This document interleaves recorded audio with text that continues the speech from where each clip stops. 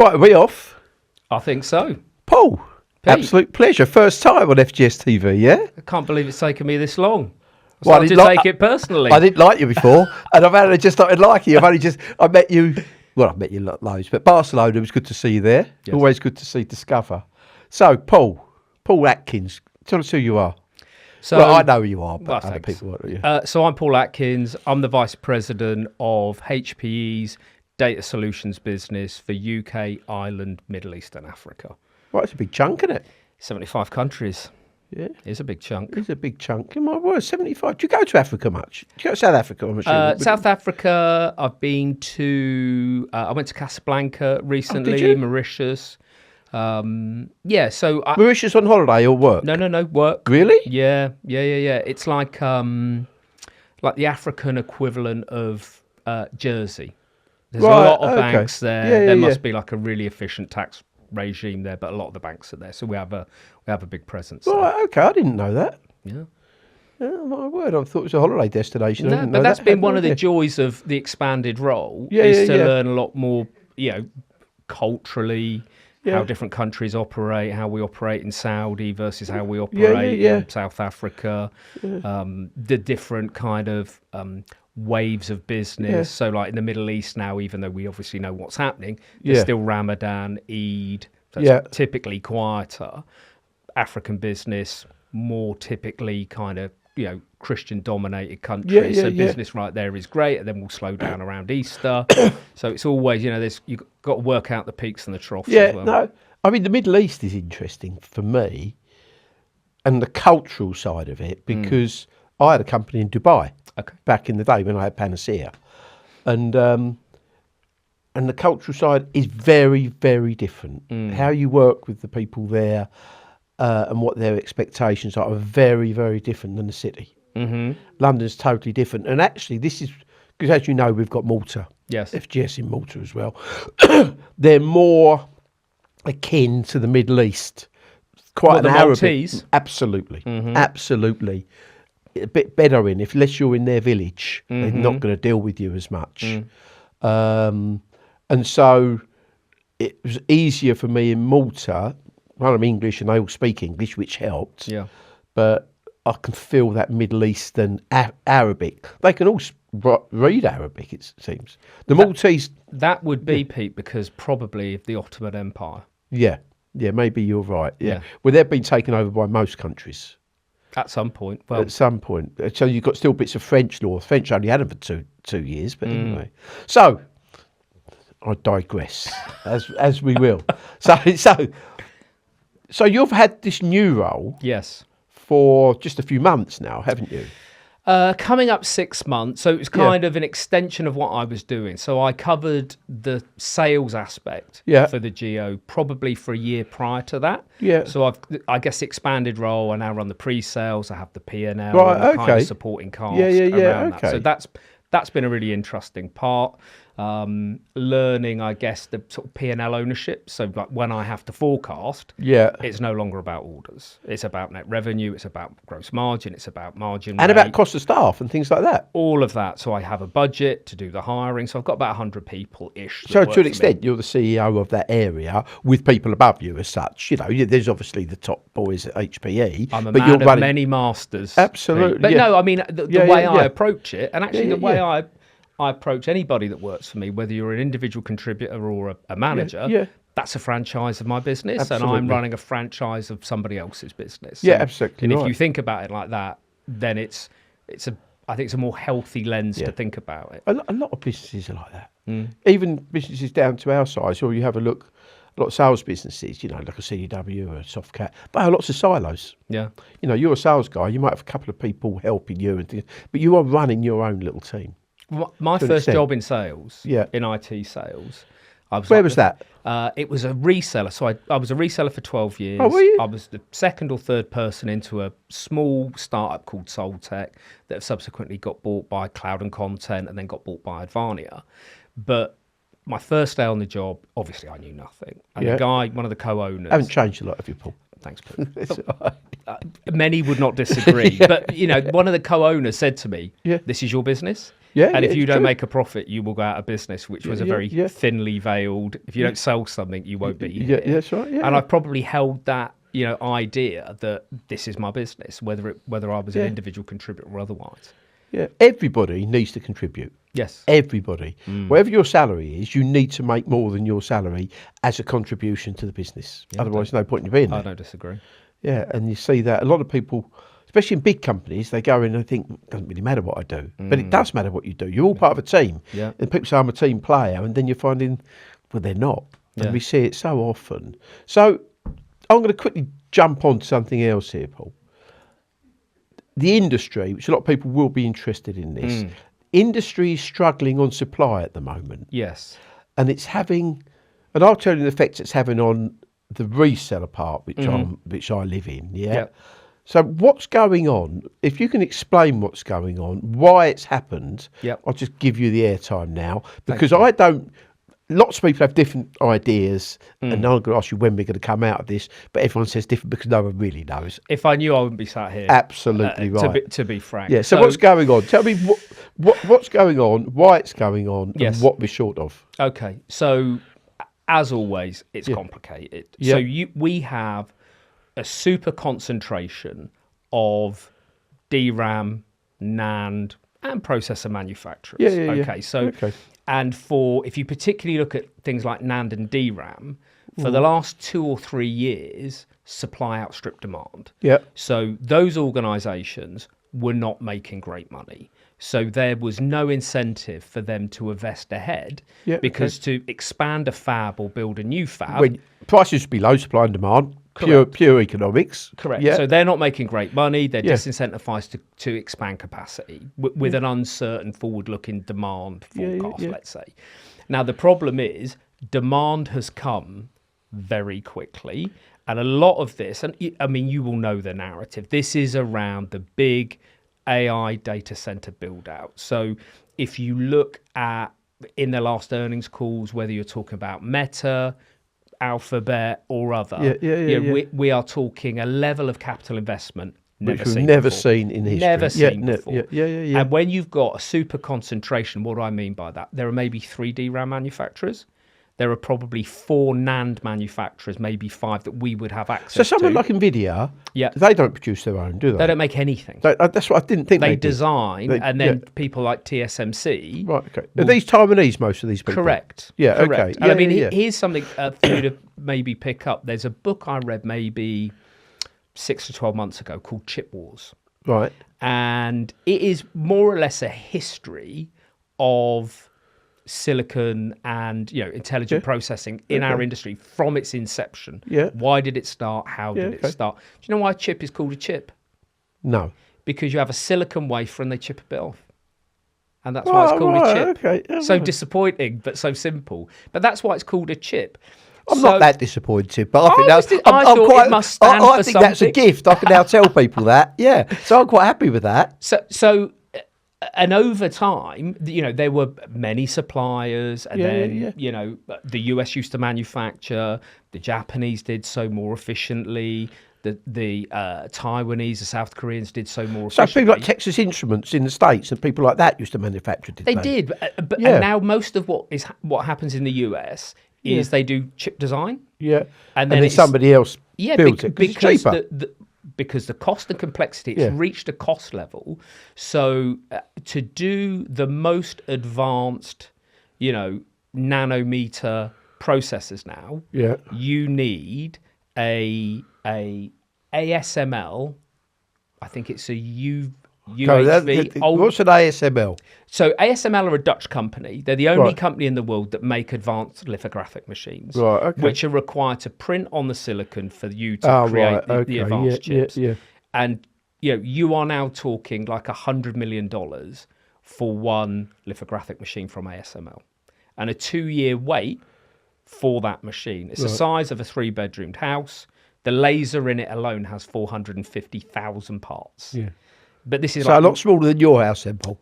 Thanks, Pete. I appreciate that. But when you start to think about the cost, the complexity, and then expanding a fab, so wind forward to where we are. There's these massive capex orders. Yep. it is creating demand because coming from the likes of Meta and all of that. all these But sort of much people, like when if you think about human behaviour during COVID, yeah, everyone bought all the toilet rolls and the olive oil and so on. Yeah. So now customers are starting to understand that supply is dramatically contracting. So everyone's forward ordering. Yeah. So everyone's now in a rush to get on a list somewhere to buy some stuff. So demand continues to almost like hype itself. Yeah. And the supply side. So the worse it gets, the worse it's going to get. Correct. We're ever decreasing circles here. Because supply is not elastic. To go and stand another fab up will take 2 years. Right. Okay. Yeah. So there is no quick fix for this. Yeah. Because the supply is there. So I guess that is why we find ourselves here. You've got a super concentration of supply, three DRAM manufacturers, 4 or 5 NAND manufacturers. The cost and time taken to expand fab capacity means there is no fix. Everyone's in an arms race to try and get as much as they can of everything. Because frankly as well, if you have got stuff, you now have a competitive advantage on those that do not have stuff. Yeah. So that, as you say, we're almost feeding this cycle. So where does this end? It ends with an increase in fab capacity, which is going to take a 2-year horizon. Yeah, okay. And so this is not going away in a quarter. No, not going away. No, I know. Because we're talking to clients and they're saying, when we're going to come out of this, and or they're saying, can you guarantee we're going to get it within 3 months?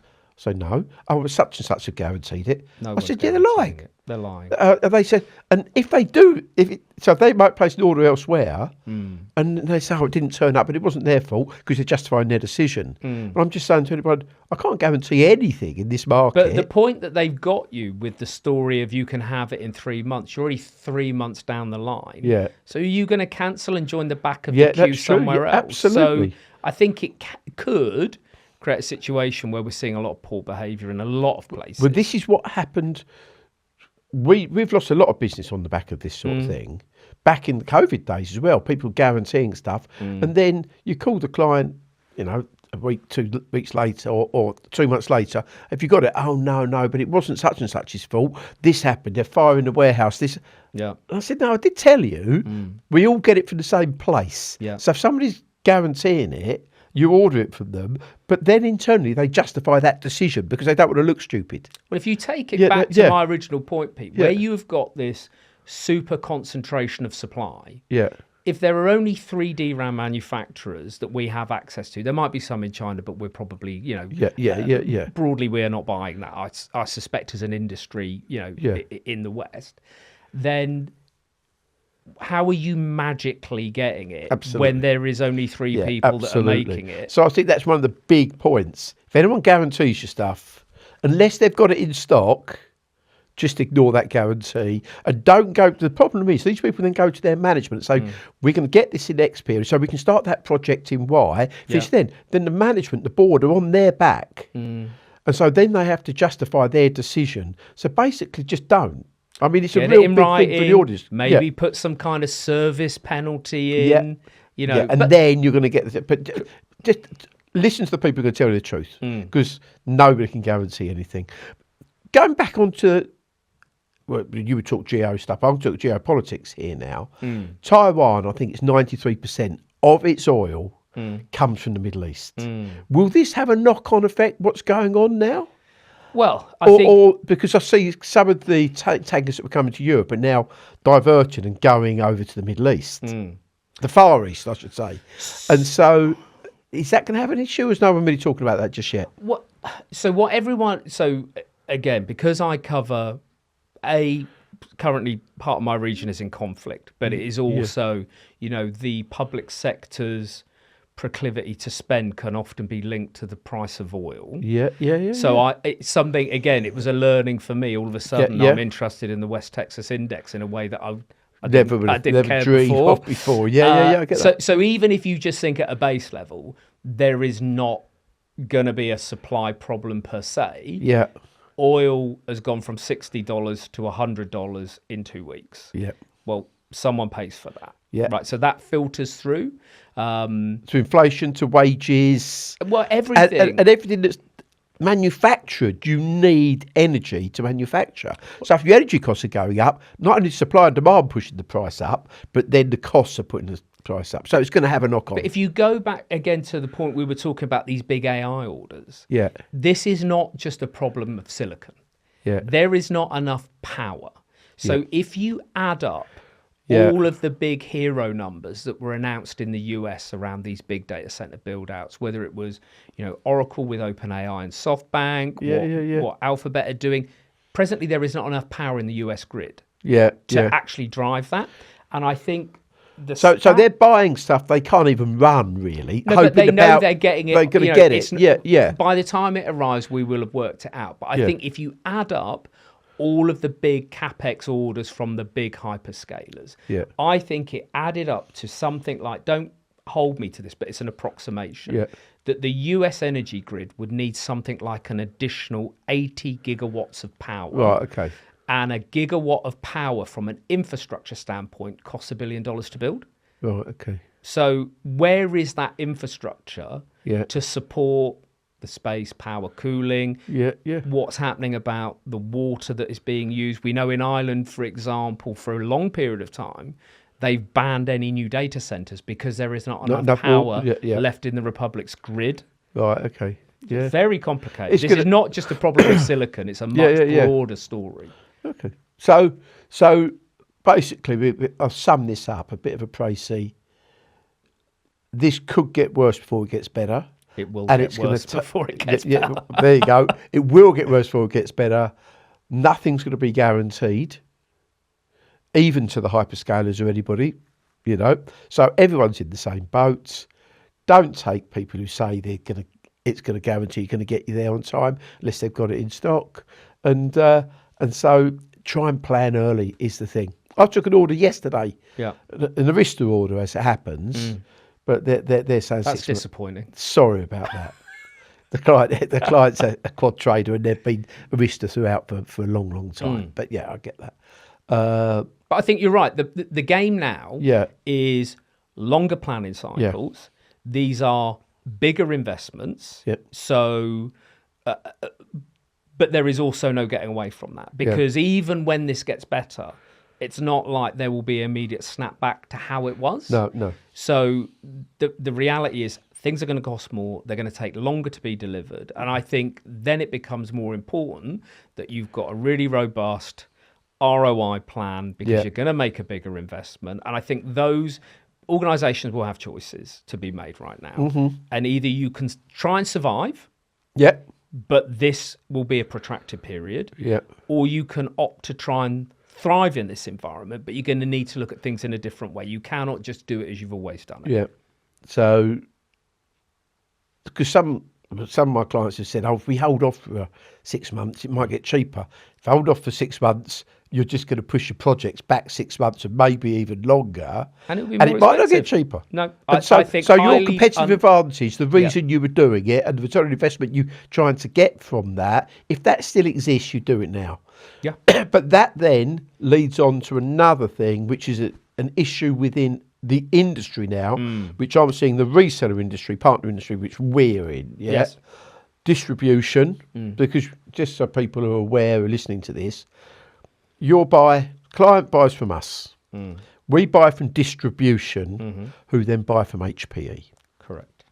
So it's that not. HPE are not a logistics partner, which is why people like us exist and distribution exist. They're manufacturer and they design, they put things together brilliantly, but they're not logistics.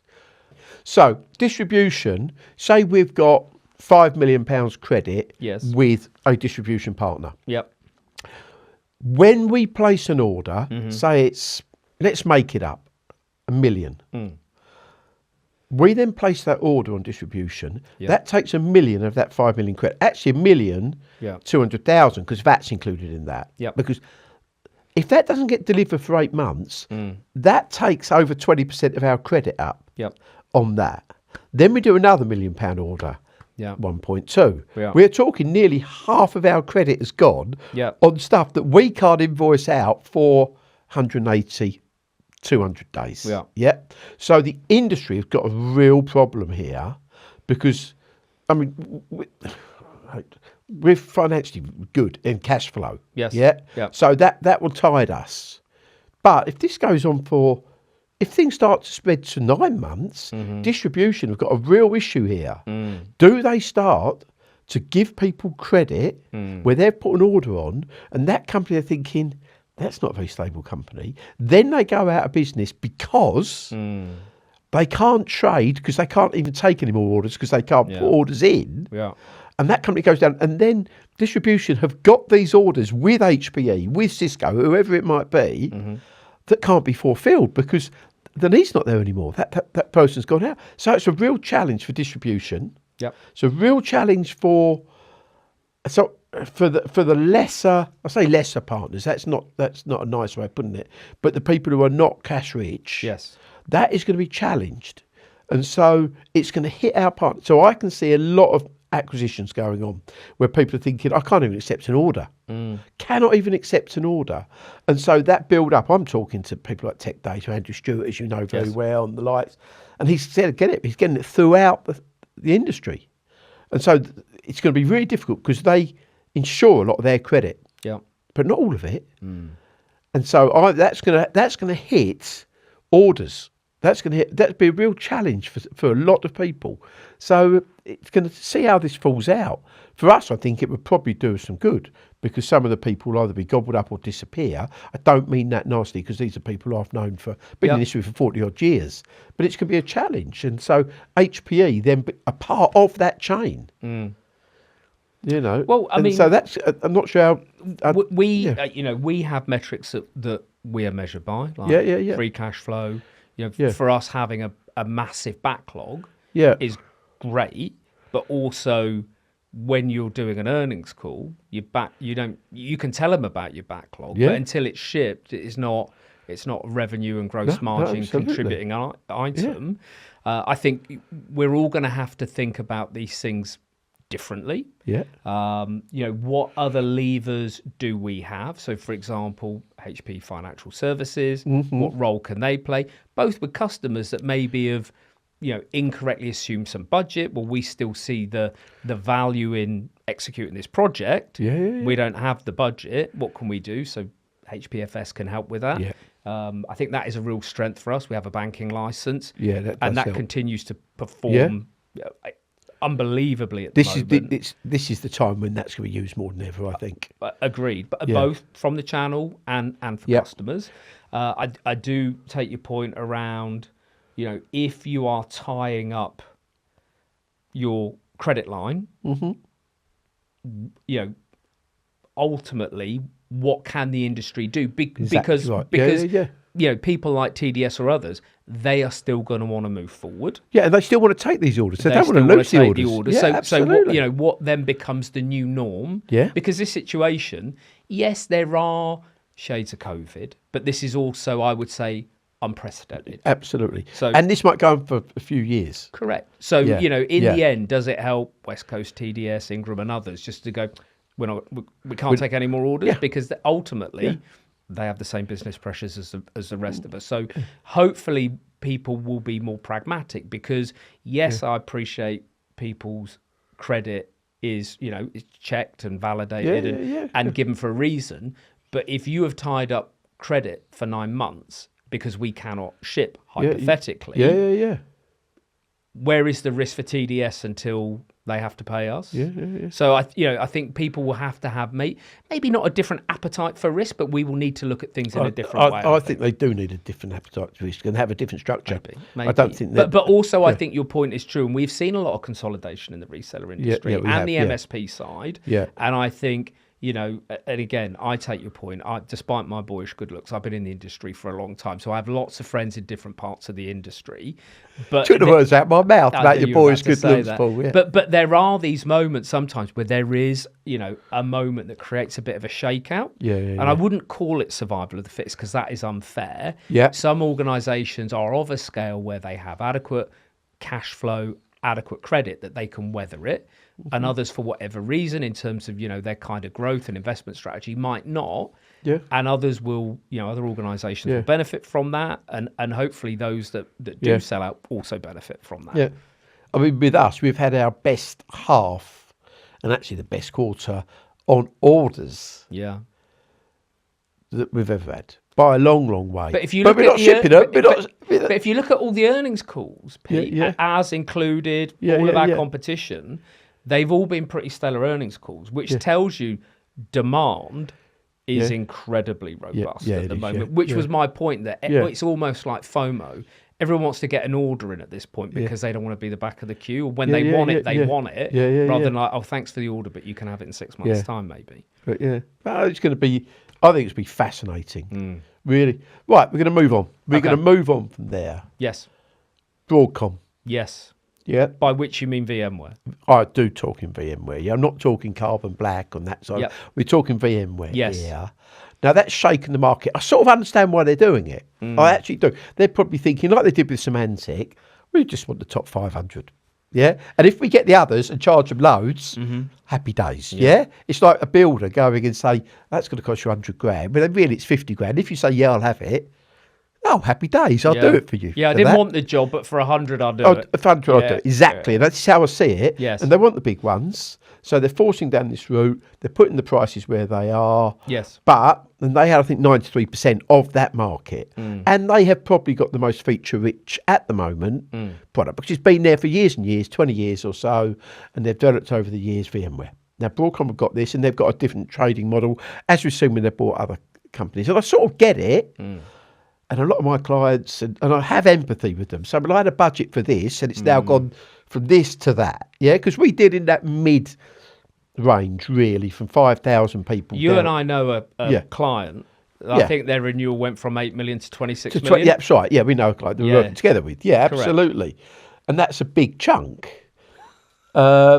And so how do you see that market? Because that's really close to us, that market. We do a lot. It's a really interesting market because you see what you've got, which you can talk about in a minute. You've got Proxmox, you've got people like this. And I've seen people moving. But that's not going to dent too much into Broadcom's coffers, is it, really, at the moment? So how do you see the next... I'm going to give you 3 years on this, actually, because I think it's probably a 3-year thing. Yeah. So how do you see it? And what are HPE doing?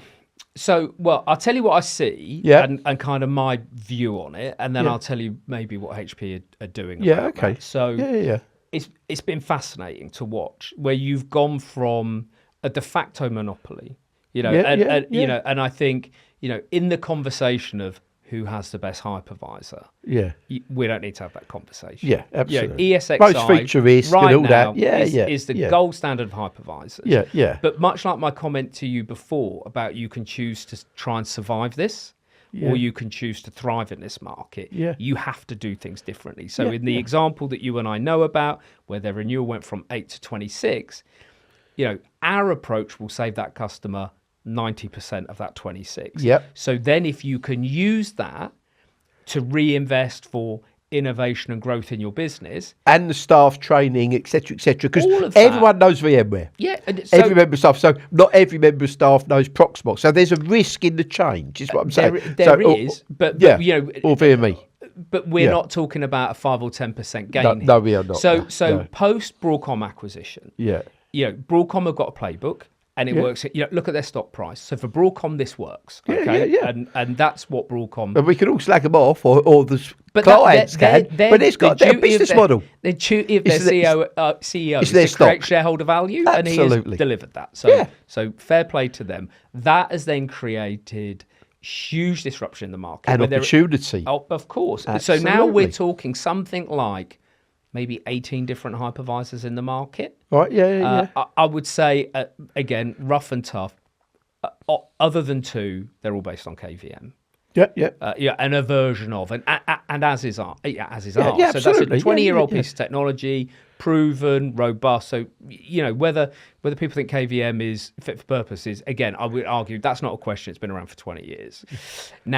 But now the extra development going to all these things will make it fit for purpose. Correct, because you know, I think before, whether you were, you know, Red Hat or us or others, you're like, well, the market opportunity there, everyone loves VMware, everyone's just kind of used to paying for their renewal. All of a sudden, you've seen renewals go up 200, 300, 400% at the same time in a market where component prices are going up 200, 300, 400, 500%. How do you continue to survive? How do you continue to invest, create budget capacity to invest in things like cyber resilience and cyber recovery? Because that's not optional investment, is it? There are plenty of companies we read in the papers that know that is not an optional decision that they make, right?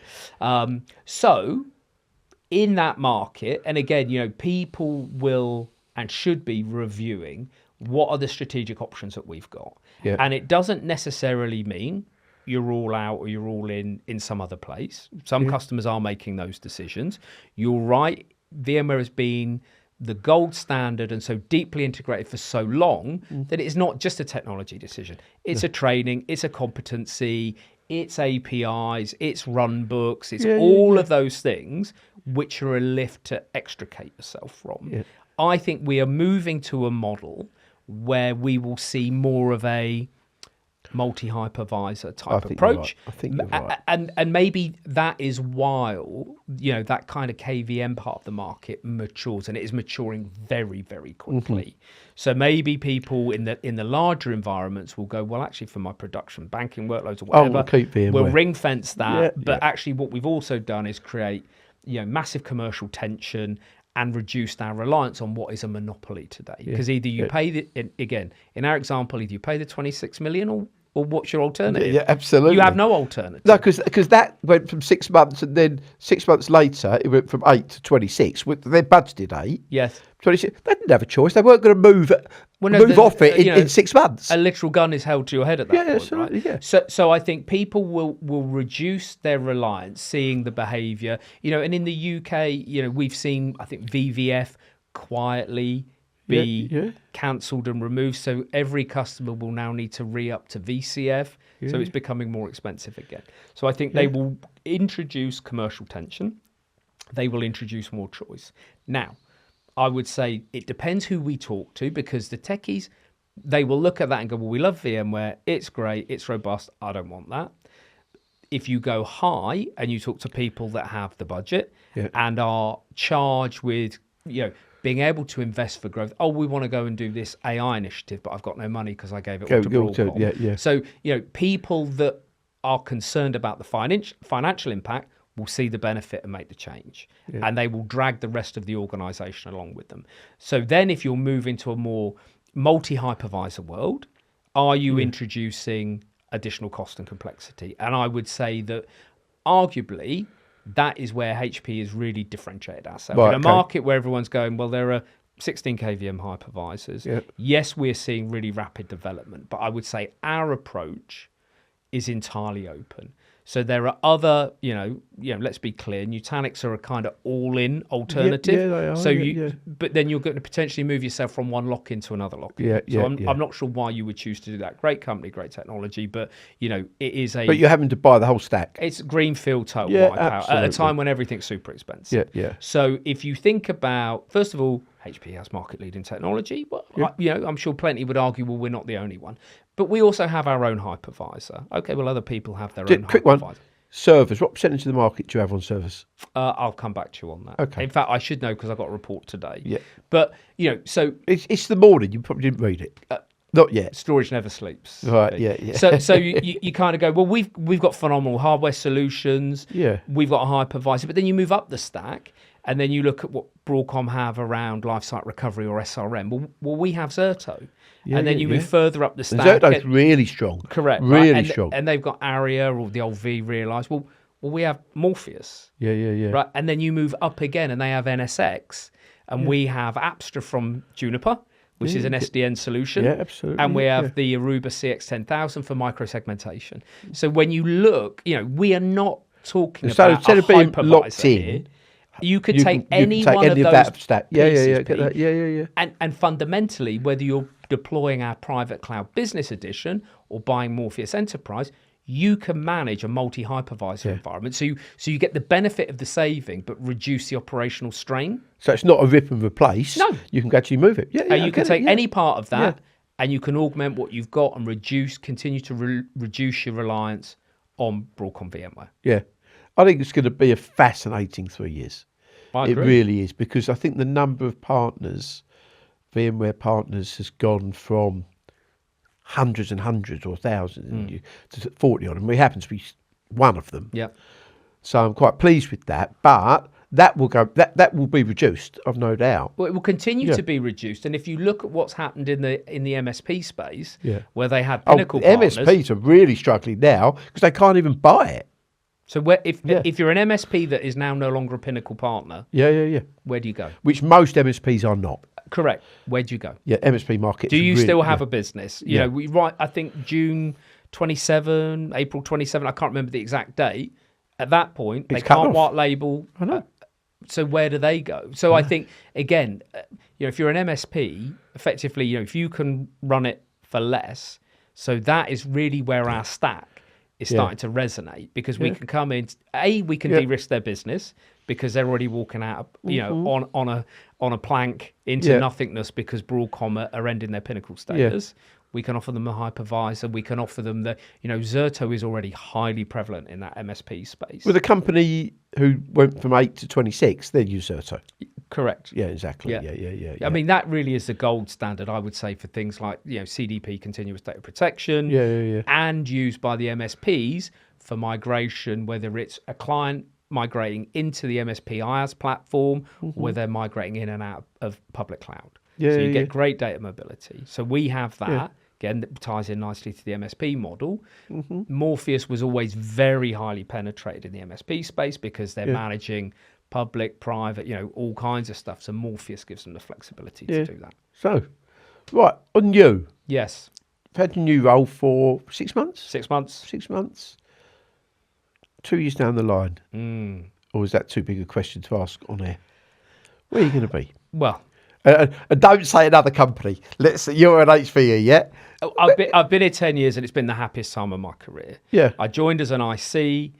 The company have been very good to me. I would argue I've been very good to them. I think... you're really easy. I tell you, you're really easy to deal with. You pick up the phone. Me? You are really easy to deal with. Pick up the phone. You can answer it. You can be dead straight. It's not just I'm going to toe the line. It's easy, you understand, and you say you've got to listen out for this. And it's a really easy relationship for me. It's when I've worked, my first compact server I bought would have been 86. Yeah. And that was for Novell. Still at school. Oh, were you? Yeah, I'm afraid. 86. I was at Credit Lyonnais, the French bank. Had 5 years there before I went into being a partner. Yeah. Which was HPE, my first partner that I set up. And so 86, running Novell 2.0A, Novell NetWare. So there you go. NetWare. Yeah. And I was a CNE, by the way, a Novell CNE. Yeah, so I thought I was really intelligent. I realised that a lot of people were a lot more intelligent than me. So staying in that technical area, because I'm a technical person background, it's tough. My first job in tech, I was an engineer. Were you? I was an apprentice engineer at Digital. Oh, were you really? I was, yeah. It was a great grounding in technology. Oh, fantastic, yeah. But I was a terrible engineer. Oh, really? Well, I don't think I had the passion for it. That was the thing. I thought I was a terrible engineer, but then I worked out, people used to say I was Peter Stroud. I'm not bigging myself up because I wasn't technically that good. Sounds like it. But no, I wasn't technically that good, but didn't have the internet then. You might have CompServe or whatever it was. But before I went and do a call, I'd phone up people I knew. Oh, he worked at Samsung, he worked at Compaq or whatever. Oh, I'm going to go onto this site. I'm really not sure what I'm doing. Can I give you a call? And they go, yeah. Because the client doesn't care if you know. No. All they care is if you sort it out. Yeah. So I'd get on site. I'd phone up Richard at Compaq and say, Richard, I've got this problem. They go, try this, try that, try that. Brilliant, it works. You're off site in 20 minutes. Instead of trying, and so many engineers try to fix it themselves because they feel proud of it. I didn't give a hoot. Just wanted to get the job done. And the client just wants, so the clients would say, oh, Peter Stroud come down because I could get it done. Didn't mean I understood what I did. It means I got it done. And actually, that's a real learning because when I had Panacea, I had 100 engineers. I tried to get them into that, but a lot of people still regress into, I want to learn it myself and show how good I am. Don't you know how good you are. Network's everything. Yeah, absolutely. I've never had a job ever in my life that has not come to me from my network in some way. Either people recommending me, warning me off, helping me prepare. I get to speak to a lot of our early careers, and I give them my 10 lessons for life. Don't ask me for it now because No. But it's, that is a key thing. Yeah, absolutely. I will never have another job that does not in some way involve my network. No, building a network is so key. Now, speaking to my guys in sales support and the likes, treat distribution are not known for paying big wages, because they're on such small margins, they cannot afford it. They say, they're rubbish, or such and such rubbish. I said, hang on a sec, they earn load less than you. I said, if you're nasty to them, when that phone goes at 5 o'clock and they see it's you, they're going to ignore it. If they like you, and you treat humans with respect, treat them with respect, be nice to them, they're going to help you. You're helping them, they're helping you, and everyone's going to be happy. Build it up, but make it real. I sound like a rapper, don't I? Yeah. That's exactly what came to mind. Yeah, but just be pleasant. Stroud. Why would you not be nice to people? I just don't get it. These people who are just aggressive all the time to distribution, they go, I hate dealing with that company, and you can sort of guess who the companies are. Do you know what it is? I don't think people appreciate how small our industry is. Yeah, so how you conduct yourself. Yeah. Your reputation speaks for you when you're not in the room. So, you said I'm easy to work with. Yeah. That's not, that's because that is something that you would want to build. You want people saying, "Oh, he's a nightmare. He's really difficult." You can never get hold of him. Never calls me back. I've done. I worked in the channel for 12 years, right? So I know what that feels like. Yeah. I've had, obviously, I wasn't born a VP. I've had very different jobs and been treated in all manner of ways. Yeah. And I know the people that I admire and respect in our industry would treat anybody in the correct way, irrespective of role, title, or salary, or any of that. And that's what we should all do. Yeah, absolutely. There are certain people in this industry, and I'm thinking, I get challenged. I'm thinking, how on earth can you talk to other people like that? How can you talk to your staff like that? At some point, you're going to say their name. Oh, God. Yeah, exclusive. I could. Not exclusive networks. We're not talking about distribution here, but there are certain people here in this industry, and I'm thinking, I just don't get it. I don't get it. They don't call you back. They're arrogant. They wear their massive Rolex on their wrist and make sure everyone shows it. I'm just thinking, what sort of person are you? But anyway, there you go. What can we say? People. Yeah. So, give me one big thing. We're nearly out of time. Yep. One big thing that you think is going to change or will happen. We've probably talked about most of them. So, the big thing in the next 3 years. So, I think in terms of the supply thing is going to be here for a while. Yeah. We know that for sure. And we just have to adapt. Yeah. Similarly, the Broadcom thing. But I think customers and partners that grasp that will accelerate. I think it is a massive opportunity. Within this kind of, there's cash in chaos. There's opportunity. Don't waste a good an opportunity to change and pivot. So I think that will create opportunity. I think we will continue to see broader enterprise adoption of AI. In a more, and you're seeing that mature. So I think everybody's talking about it, and we've kind of gone from chatbot, we're moving more into kind of agentic AI. But people are not using it. We're down to less than 2 minutes, by the way, but you carry on. Thanks. I appreciate that. Because you need to say goodbye as well. Okay. To create new revenue streams. Right now it's around, better development cycles, removing repetitive. So I think that will blow up. I think, and I hope, one of the big things we see, particularly in the UK market, is the conversation around data sovereignty. Yeah, and we are hearing that. Well, that comes up all the time. And that is where, 20 years ago, I've got a minute.